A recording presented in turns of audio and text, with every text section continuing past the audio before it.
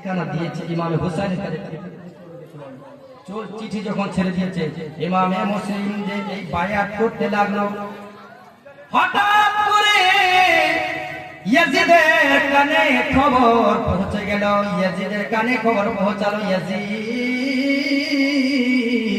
কুফার মধ্যে ইমামে মুসলিম এসেছে আর তার কাছে মানুষ এখন বায়াত হয়েছে কমবেশ 20,000 ইয়াজিদ এই যে কুফার মধ্যে দুইটা নারা চলে একটা হলো মুসলিম জিন্দাবাদ হুসাইন জিন্দাবাদ আর একটা নারা হলো ইয়াজিদ মুর্দাবাদ আচ্ছা রাগ হবে কি হবে না ইয়াজিদের তো রক্ত গরম কি বলছো একটা হুসাইন জিন্দাবাদ একটা ইয়াজিদ মুর্দাবাদ ইয়াজিদ রক্ত গরম হয়ে গেল ইয়াজিদ কুফার মধ্যে একজনকে গভর্নর হিসাবে একজনকে ডিউটি দিল গভর্নর হিসাবে বাছাই করলো যার নাম হলো ওবাইদুল্লাহ বিন জিয়াদ কি নাম ওবাইদুল্লাহ বিন জিয়াদ ওবাইদুল্লাহ বিন জিয়াদকে বলল ওবাইদুল্লাহ বিন জিয়াদ তুমি কুফার গভর্নর হিসাবে থাকো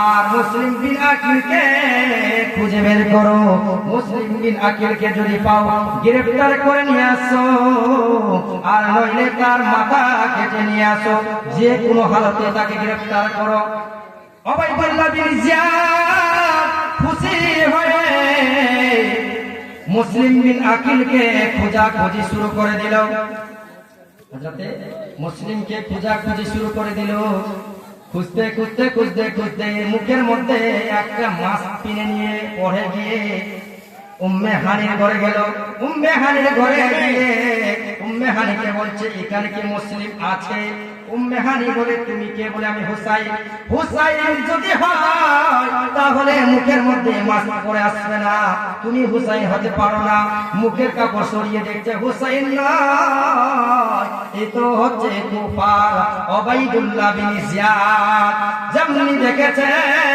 ওবাইদুল্লাহ বিন জিয়াদকে বলে ইবনে জিয়াদ মুসলিম তো এখানে নাই মুসলিম এখানে নাই ওবাইদুল্লাহ বিন জিয়াদ এক জায়গায় গিয়ে সমস্ত কুফার মানুষকে নিয়ে আলোচনা করছে আর বলছে কেউ যদি মুসলিমকে সাহারা দেয় কেউ যদি মুসলিমকে আশ্রয় দেয় তার পরিবারকে শেষ করে দেওয়া হবে তার গর্দনকে উড়িয়ে দেওয়া হবে এই কথা যেমনি বলেছে বা উম্মে হানি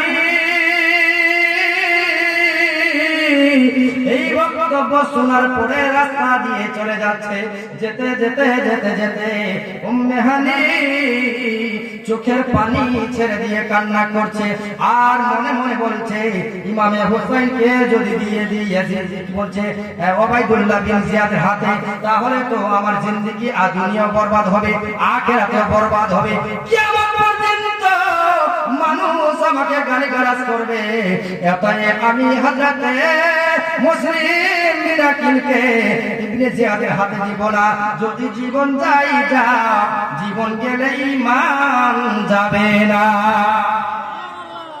আমার জীবন যদি যাই যা ঈমান যাবে না ওবাইদুল্লাহ বিন জিয়াদ যে বক্তব্য দিয়েছে উম্মে হানি এই কথা মনে মনে ভাবতে ভাবতে বাড়িতে গেলেন আর বাড়িতে গিয়ে মুসলিম বিন আকিলের খিদমত করছেন হঠাৎ করে ওবাইদুল্লাহ বিন জিয়াদ এই কথা দিমাকে ভাবতে লাগলো আমি গেলে তো হবে না কোনো একজন মানুষকে কিছু টাকার লালচ দেখালো একজন মানুষকে বলছে মুসলিমের যদি খবর দিতে পারো তোমাকে অনেক টাকা দিব লালচ দেখিয়ে এবার মুসলিমের খবর নেবার জন্য চলে গেল একদম সিধা সাদা হয়ে ঘরের মধ্যে গিয়ে ওই উম্মে হানিকে জিজ্ঞাসা করছে চাচা যান আপনি কি মুসলিমকে দেখিয়ে দিতে পারবেন উম্মে হানি বয়স্ক মানুষ এবার সোজা কথাই বুঝে গেল দেখিয়ে দিলেন মুসলিম বিন আকিলকে হযরতে মুসলিম বিন আকিল ওই যে বসে আছে হযরতে মুসলিম বিন আকিল বসে আছে এই মুসলিম বিন আকিলকে দেখার পরে ইবনে জিয়াদের কানে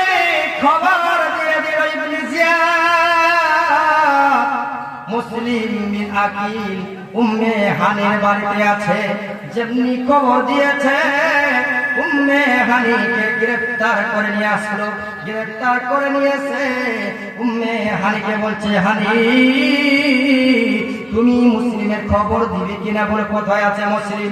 বলছে আমি বলবো না, আমার যদি জীবন চলে যায় যা, কিন্তু আখিরাত যেন না চলে যায়। আমার যদি জীবন চলে যায় যা, আমি হানির যেন ঈমান না চলে যায়। হযরত হানির জীবন দিতে রাজি, কিন্তু মুসলিমকে তার হাতে সঁপে দিতে রাজি না। তার হাতে সঁপে দিবে না। আল্লাহু আকবার। হযরত মুসলিম বিন আকিল আল্লাহু আকবার যখন জানতে পারলেন যে এইভাবে হচ্ছে উম্মে হানিকে গ্রেফতার করে নিয়েছে, উম্মে হানিকে গ্রেফতার করার পর আবাইদুল্লাহ বিন জিয়াদ একখানা লাঠি নিয়ে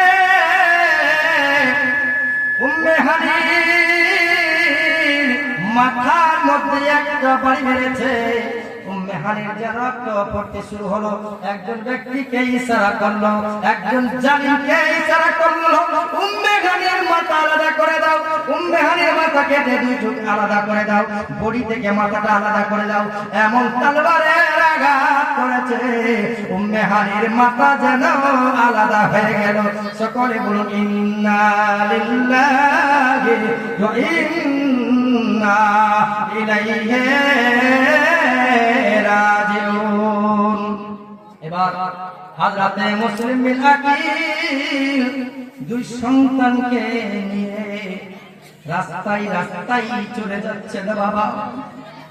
হযরতে মুসলিম চোখে পানি ছেড়ে দিয়ে কান্না করছে আর বলছে, এই কুফর মানুষ, তোমরা আমাকে ডেকেছো, আমার কাছে বায়াত হয়েছো, কমবেশ 20,000 মানুষ বায়াত হয়েছো। আজকে তোমার মেহমান মুসাফির হযরতে মুসলিম আজকে একাই কুফার মধ্যে ঘুরে বেড়াচ্ছে, আর তোমরা বায়াত হয়ে মুসলিমকে ধোঁকা দিচ্ছ। আল্লাহর কাছে কি জবাব দিবে? আল্লাহকে তুমি কিভাবে মুখ দেখাবে? এই জন্য কিছুক্ষণ পরে সবাই দরওয়াজা খুলে হযরতে মুসলিমকে আবার আশ্রয় দিতে লাগলো। কিছুক্ষণ আশ্রয় যাওয়ার পর আবার উবাইদুল্লাহ বিন জিয়াদ এলান করে দিল, মুসলিমকে যারা আশ্রয় দিবে তার মাথা আলাদা করে দেওয়া হবে, তার ঘর বাড়ি জ্বালিয়ে দেওয়া হবে। আবার সবাই ভয়ে ভয়ে চলে গেল। এবার হযরতে মুসলিম বিন আকিল চোখের পানি ছেড়ে দিয়ে আল্লাহকে ডাক দিয়ে বলে, আল্লাহ রাব্বুল আলামিন, আমি চিঠি লিখে আমার ভাই হুসাইনের জন্য পাঠিয়ে দিয়েছি। আল্লাহ, আমি যদি জানতাম এই কুফার মানুষ আমার সঙ্গে বেঈমানি করবে, এই কুফার মানুষ আমাকে ধোঁকা দিবে, চিঠি আমি লিখে আমার ভাই হুসাইনের কাছে পাঠাতাম না। ইমামে মুসলিম বিন আকিল কান্না করতে করতে বাবা রাস্তা দিয়ে চলে যাচ্ছে। হঠাৎ করে সবাইকে যখন ডেকে বললেন, কেউ আমাদেরকে আশ্রয় দাও, কেউ আমাদেরকে সাহারা দাও, কেউ দরওয়াজা খোলে না। হঠাৎ দেখা যায় একটা দরওয়াজা খোলা আছে, একজন বয়স্ক মানুষ চলে আসছে। ডেকে বলেন, বাবা তুমি কে বলো?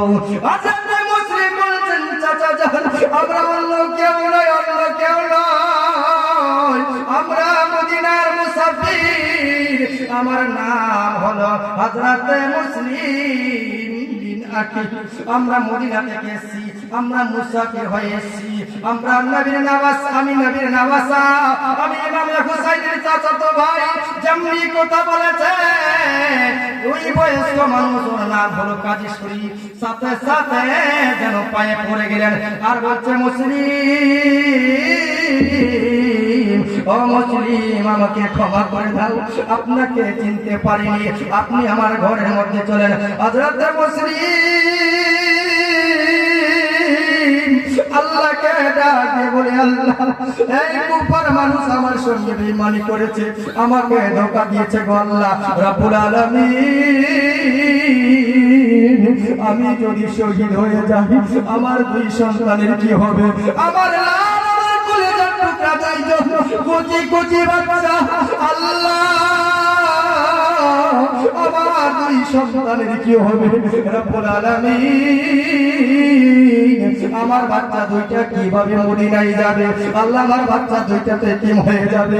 এতদিন ধরে মা হারা এতিম ছিল, এখন থেকে বাবা হারা এতিম হয়ে যাবে নাকি আল্লাহ? হযরত মুসলিম কাজী শরীরের বাড়িতে বাবা আশ্রয় নিলেন। আশ্রয় নেওয়ার পরে রাত কেটে যায়। যখন ভোরের বেলা হয়ে যায়, হঠাৎ করে কুফার মধ্যে এলান করে দিল, কেউ যদি মুসলিমকে আশ্রয় দেয় ওর মাথা কলম করে দেওয়া হবে, বডি থেকে মাথা আলাদা করে দেওয়া হবে। কাজী শরীফ এই কথা শুনতে পেয়েছেন বাবা, ইমামে মুসলিমকে এসে জানালেন। মুসলিম মিনাকিল নারায়ে তাকবীর লাগানোর পরে তলোয়ার নিয়ে বাইরে এসে বলছে, কে আছো? বাইরে আছো, আমার সঙ্গে মোকাবেলা করো। মুসলিম মিনাকিলকে ডেকেছো কুফার মধ্যে, এখানে ডেকে নিয়েছে, ধোঁকা দিয়েছো, এখানে এনে আমার সঙ্গে গাদ্দারি করেছো, আমার সঙ্গে বেঈমানি করেছো। কে আছো? এসো এসো, আমার সঙ্গে যুদ্ধ করবে, এসো। এই কথা বলার পর বাবা হযরত মুসলিম আবার কিছুক্ষণ ধরে যুদ্ধ করলেন। যুদ্ধ করার পর হযরত মুসলিম কাজী